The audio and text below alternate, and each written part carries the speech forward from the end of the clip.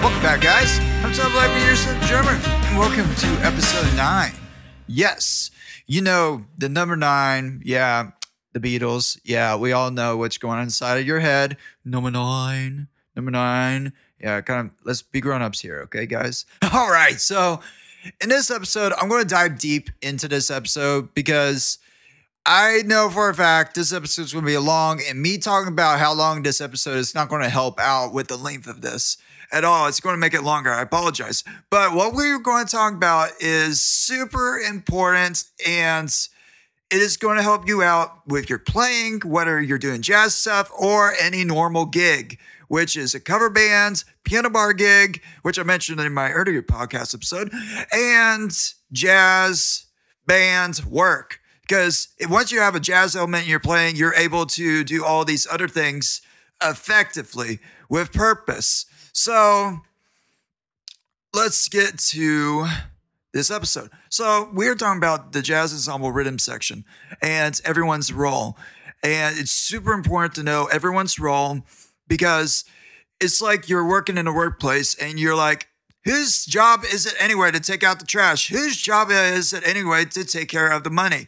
And this is basically what we're talking about. What is the bass player responsible for? What is the guitar player actually doing here?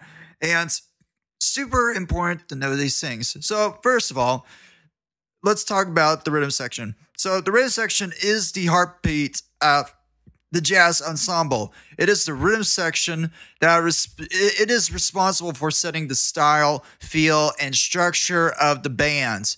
And each member of the rhythm section, they have to understand their role as individuals, as a section, and be able to work together to achieve a unified sound. And if you don't have that unified sound, then it's going to be really messy. And a lot of audio engineers are going to have to fix that up if it's like a live thing. So it's really important to have a unified sound because you have to sound together. And the section, they have to function as a support group because this is what jazz is. It's a support group a little bit. When the entire like brass and woodwind ensemble is playing, and then the combo has to be tasteful. The rhythm section has to be tasteful. And I see this a lot that the rhythm section, they are not even listening to the horn soloists in the spotlight. And what they're doing is not being tasteful. They're not being supportive. And they're just trampling over the soloists that is being featured. And it's like a big fat no-no. And the section has to be aware of this, like the big band combo section, which is like, it has a dual nature. And so there's a lot of things to know about a rhythm section. But the biggest thing is it's the heartbeat. It's the heartbeat of an ensemble, whether if it's a jazz ensemble, a cover band, the rhythm section is the biggest thing. And most of the time in bands and all that, it's pretty much a rhythm section, like cover bands or like just a normal rock band. All it is like a rhythm section playing together, except for the vocalists. From time to time, if you have a reggae band or a ska band where it's like they have saxophones, then it's like kind of like a big band, or a combo work. But most of the time, we're dealing with rhythm section. Now, I would like to implant. That's a very big word, implant. Very out there word. Implant some ideas for you. So there are 4 massive goals that I want to implant into you. Oh, that's such a weird thing to say. I'm going to implant these things into you. Biggest goal to keep in mind when you're in the rhythm section, no matter what instrument you are in the rhythm section, which specifically rhythm section, is keep steady time. I'm pretty sure you heard this a lot from your teachers and maybe from your drum teacher or your college teacher, high school teacher. You hear this all the time and you're like, this is not important. Yes, it is. It's important. Keep steady time. That's super crucial. And I hear this all the time and people discourage it all the time. And it's one of those things that it's like, why is my playing not that great? It's because you don't have steady time. You're not very consistent with yourself. And it's really good to have consistency with yourself. So it's really good to have steady time. That's going to make a huge difference in everyone's life. It's going to make everyone's job easy. So if one person has really steady time, then you need to get with that person and be with him for a while, because you need to get that person steady time, because it's a rare thing to come by after you're done with college and all that. It just depends on the scenario. So, and the people you're with, because some people don't have that much musical experience from other people. And you got to work with this guy who doesn't have steady time. It's like, oh gosh, this is a drag. Literally a drag, or it's a rush. So keep steady time. That's the biggest thing to keep in mind. The second thing is provide appropriate rhythm feel for a section. So you want to be appropriate and supportive at the same time. So you want to be appropriate with the selection in your section. For example, you don't want to play a swing tune and it's actually a bossa nova, and it's not notated to play a swing in a bossa nova. And you want to be able to know the difference between swing, straight, and the actual feel. And vocabulary takes a part of it too, but we'll talk about that a little later. Now, the next thing is function as a support jazz combo when an improvising soloist is featured. And a lot of people trample over the soloist. A lot of people do not support the soloist that is featured, whether if it's Joel Fromm or whether if it's like Sonny Sid or any person you can think of. If they're just playing and trampling over the soloist and not even listening. And I give examples of listening and how to interact with musicians on my fill episode that I have. And it intertwines with the supporting. So if you're a drummer or you're just a musician in the rhythm section, it's always really important to be supportive. It's not about you all the time. Sometimes you do have key pieces that are about you, and you just have to, it sounds rude, but common sense. Or, well, for lack of better words, common sense. So you want to have some musical common sense for some of these things. You don't want to trample over people and be rude. You want to be supportive.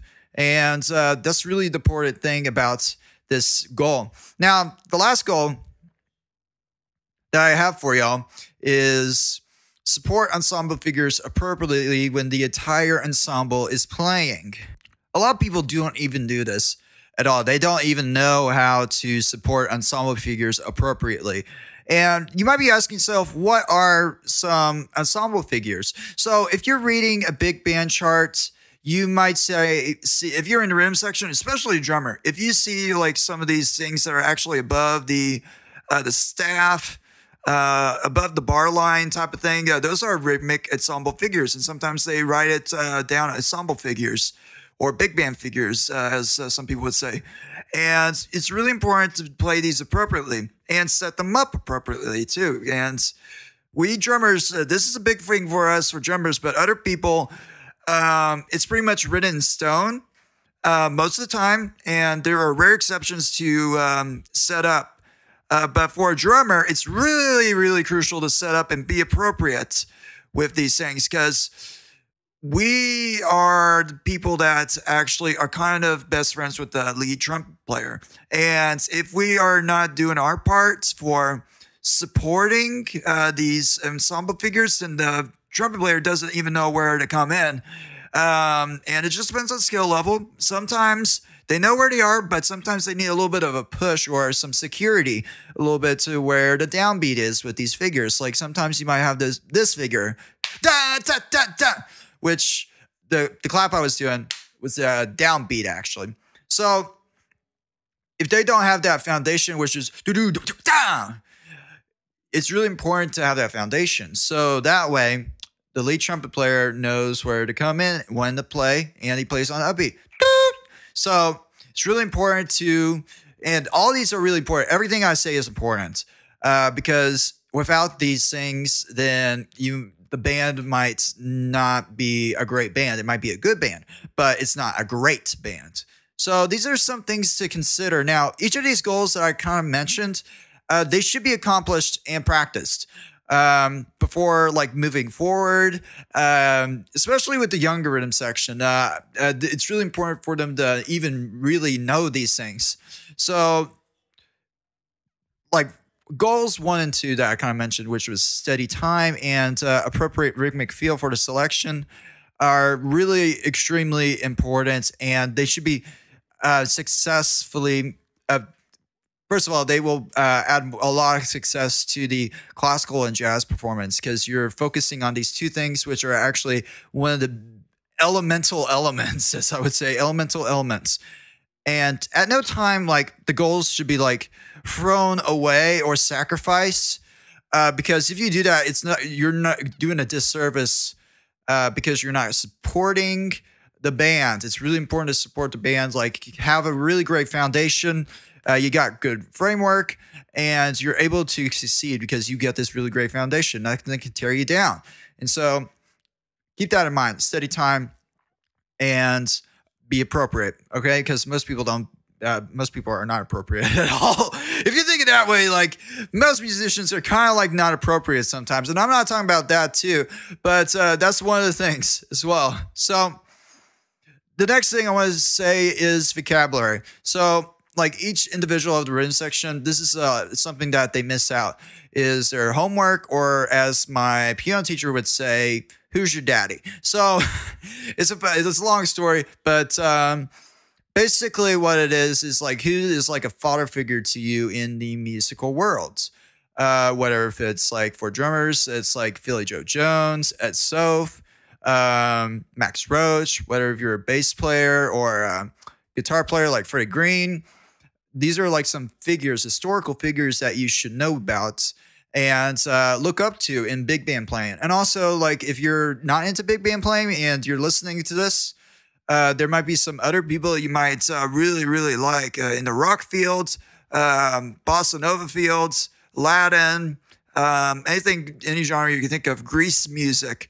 I'm pretty sure there's some Greece musicians that you love and all. So figure out who your influences are. And when you have that influence, you become integrated. The biggest thing is listening to records. And this is a podcast of itself, but I'm just going to briefly mention about listening, is when you listen to records, there's several things that are going on. First of all, you're actually listening to a little bit of history. You're listening to what was going on during the time, how the people felt, how the people were interacting, that type of stuff. And you can tell that in the music. You can also tell about what was trending a little bit. So you get a lot of stuff from listening to big band music. For example, Count Basie, Duke Ellington, and Woody Herman. These were like the big three bands. There's some bands I'm probably missing, but these are like the biggest things to keep in mind. The biggest bands that you will probably see or probably not see ever again. But we have recordings of them. So when you listen to recordings, you actually get vocabulary. So the best way to get vocabulary is to transcribe. And there's different types of people. There's people that are very visual people like me, and I have to transcribe to be able to see what they're doing. You can also look at concert videos of their playing back in the day or drum solos. And it's really important to figure out what their timing was. Was their right cymbal repetitive? Was their right cymbal non-repetitive? How is the bass player doing? Is he keeping constant chord notes, or is he actually skipping certain notes? Or why is he in the high register? So always ask yourself these questions about when you're listening to these recordings or when you're looking at recordings on YouTube. There's some recordings on YouTube of these people playing, and it's like, wow. And before I went to Texas State, I saw some videos of Butch Miles playing with the Count Basie, and I actually saw the Count Basie big bands when I was at Texas State. Count Basie, I said this before my other podcast episode about dynamics and how that's important, and this kind of intertwines with it too. So I'm not going to too much about my experience with when I saw them, but the big picture it was amazing. Seeing my drum teacher play with like some of the original members of Count Basie. So the point with this topic is vocabulary and listening to these people. Grab what you can and stick to one person. For me, I stick to Philly Joe Jones for a while, Max Roach, and Ed Soph. Ed Soph, I got a lot of stuff from Woody Herman when he was performing for him. Like, I notated some of his playing just to get a different idea of how to play a bossa nova, different ways to play swing, different ways to play maybe like a rock groove, funk groove. And there's a lot of that in the Woody Herman's Giant Steps album. It's played on that album. So there's a lot of great stuff. So do your homework. Look at some of these recordings that are actually specifically towards classic big band stuff. Now, there's also more modern big band stuff. You probably already heard of Woody Herman. No, sorry, not Woody Herman. Gordon Goodwin, big fat bands. So if you haven't heard of them, check them out. I'm not sponsoring them in any way, but I like their music. They got a lot of great stuff, a lot of recordings, play-alongs. They got a lot of great stuff. There's also the WDR big bands. I think I'm saying that right. Their initials. I think it's WDR. Yeah, it's WDR. I remember now. And there's just so many modern big bands out there. And try to look up some of your favorite players, like maybe Buddy Rich. Buddy Rich has his own big bands. Yeah, he did. Yeah, he's well known for that. And what about Joe Henderson? Joe Henderson has his own bands. Bob Menser. There's this group, Clayton Hamilton Jazz Orchestra. There's just so many great bands. And also the Vanguard Jazz Orchestra is really, really great too. They're really, really great group. So there's just so many resources out there. Just listen to them.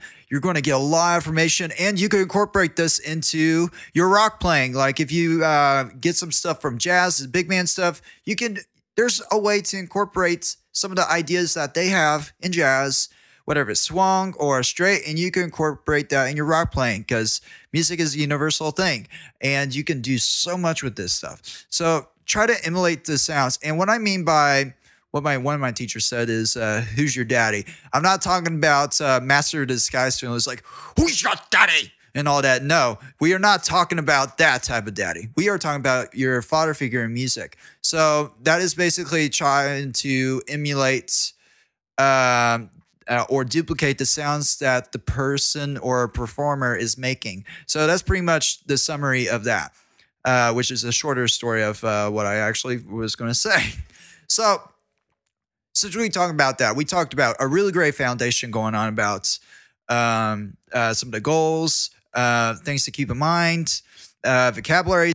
That's actually it for part 1 of this episode. Now, I recorded the whole thing, but it was super long.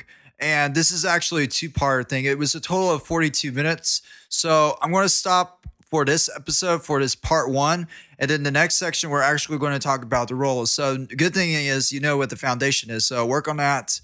And you have a really big foundation now. So next podcast episode, we are going to go deep in detail about everyone's role, like the drummer, piano, bass, guitar. You're going to know like what is their role and what are some things to look out for. So if you're a drummer or piano player or like instruments I name out, then everyone's going to benefit from this because you actually know what you're doing. And a drummer even knows more about what you do because it's going to help them out in the long run. So that's pretty much it for today's episode, guys. We're going to do part 2 next week.